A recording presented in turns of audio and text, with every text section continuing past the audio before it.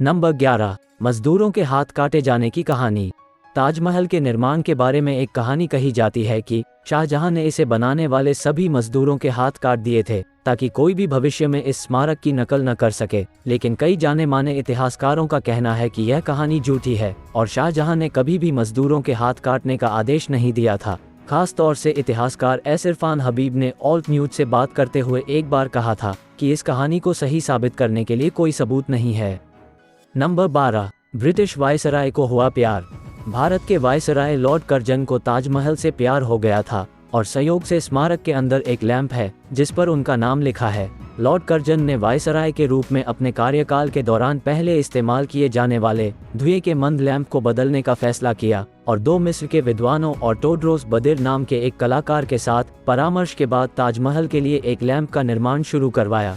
इस तरह शाहजहां और मुमताज महल के नकली मकबरे पर लटका हुआ कांसे का लैंप 2 सालों में बनकर तैयार हुआ था और उसके अंदर एक शिलालेख है। मुमताज महल के मकबरे को लॉर्ड कर्जन वायसराय 1906 द्वारा प्रस्तुत किया गया।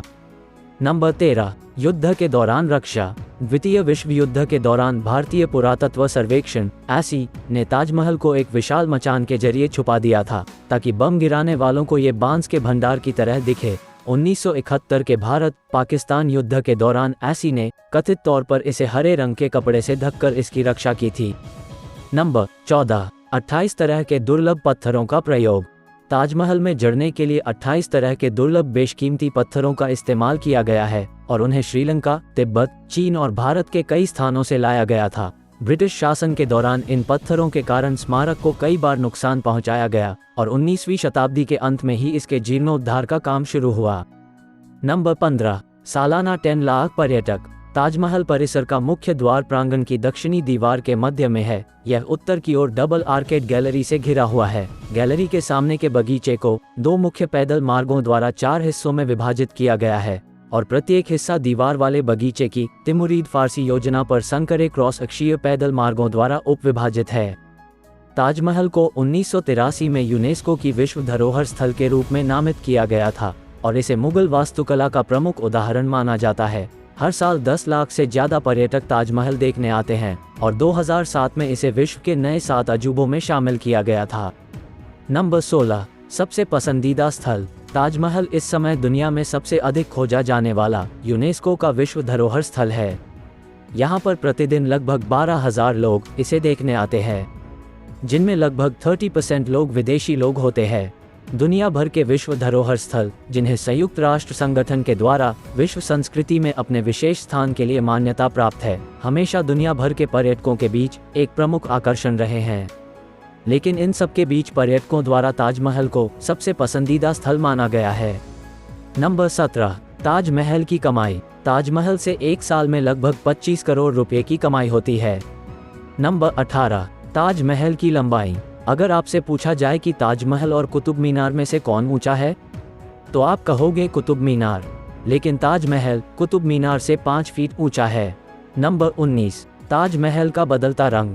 क्या आपको पता है ताजमहल दिन के दौरान अपना रंग बदलता है। ताजमहल का रंग सुबह के समय गुलाबी, दोपहर के समय सफ़ेद और शाम के समय सुनहरा दिखाई देता है। नंबर 20, 1857 विद्रोह ने पहुंचाया नुकसान। ये तो हम सभी जानते हैं कि ताजमहल बनवाने के लिए दुनिया भर से लाए गए कीमती पत्थरों का इस्तेमाल किया गया था।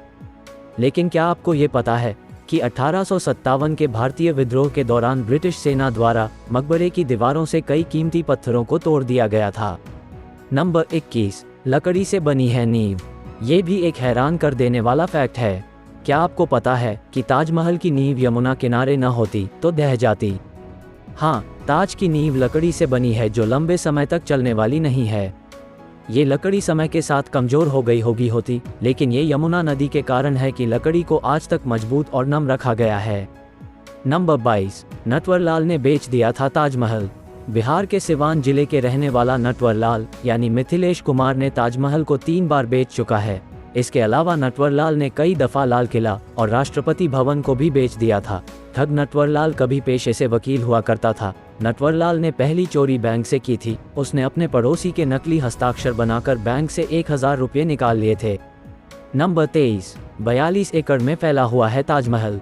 ताजमहल 42 एकड़ में फैला हुआ है। मुख्य गुंबद की ऊंचाई 240 फीट है और 4 मीनारों की ऊंचाई 130 फीट है। ये करीब 20 मंजिला इमारत इतनी ऊंची है। ऐसा कहा जाता है कि ताजमहल के निर्माण के बाद फिर से इस तरह की इमारत का निर्माण न हो पाए, इसके लिए शाहजहां ने श्रमिकों के हाथ कटवा दिए थे। मकबरे के चारों और अल्लाह के 99 नाम लिखे हैं।